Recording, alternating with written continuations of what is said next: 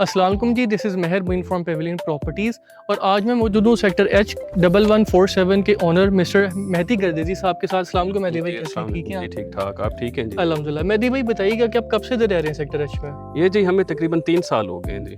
मेहदी भाई जब आप यहाँ से रह रहे हैं, बिलीव यहाँ पे तो कोई भी नहीं रहता होगा आस-पास?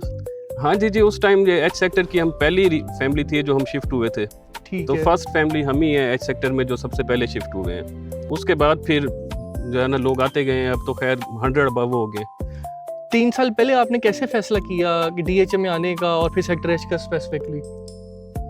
DHA में तो जी आने का एक प्लान जैसे था कि वो मुल्तान में DHA जैसे बन रहा था, हर किसी को पता था कि एक सोसाइटी एक अच्छी मॉडर्न जो है ना डिज़ाइन के ऊपर बन रही है।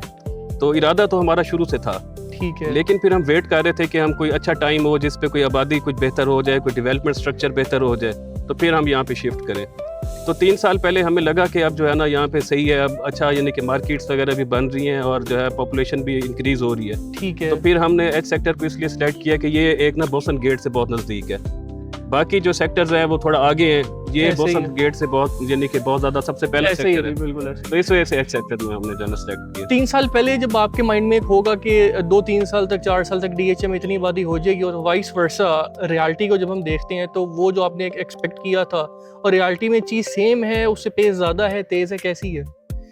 जी पेस तो अब डे बाय डे इसकी इंक्रीज हो रही है। डे बाय डे आप देखें इधर थोड़ा साइड पे इधर उधर तो बहुत सारे घर हैं जो यहाँ पे बन रहे हैं ना, बहुत ऐसे ही। तेजी से यहाँ पे घर बन रहे हैं, बहुत तेजी से लोग शिफ्ट कर रहे हैं। ऐसे बाकी ही। जो है थोड़ा होता है इतनी बड़े स्केल की जो सोसाइटी होती है उसमें थोड़े इश्यूज होते हैं, ठीक उसमें है। वक्त के साथ साथ जो है वो चीज़ें मैनेज हो जाती हैं। और as being the first resident आपको क्या मुश्किलात फेस करनी पड़ी थी?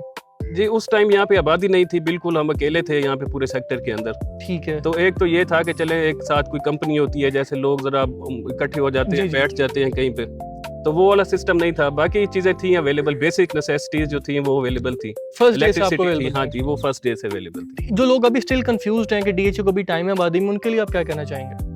देखें जी मैं तो यही कहूँगा हर बंदे को, मुल्तान के हर रिहायशी को मेरा तो मशवरा यही होगा कि वो आप DHA में आ जाएं, टाइमली आ जाएं। आजकल एक एग्जैक्ट टाइम है उसको यहाँ पे शिफ्ट करने के, प्रॉपर्टी की जो मार्केट है वो आजकल ज़रा लो है, तो वो आजकल एक बेहतर टाइम है आप इसको शिफ्ट करें। आप यहाँ पे आएँ, इसका एनवायरनमेंट देखें, यहाँ पे रोड्स का आप देखें कि कितना एक बड़ी बड़ी और खुली खुली सड़कें हैं। ऐसे यहाँ ही। पे पार्क्स देखें आप, आपके बच्चे इजीली यहाँ पे घूमें फिरें, उनको सिक्योरिटी का कोई मसला नहीं है। पूरी यानी कि बहुत अच्छे तरीके से DHA ने इसकी सिक्योरिटी को मैनेज किया हुआ है। ठीक। Thank you so much Mehdi भाई। जी थैंक यू वेरी मच।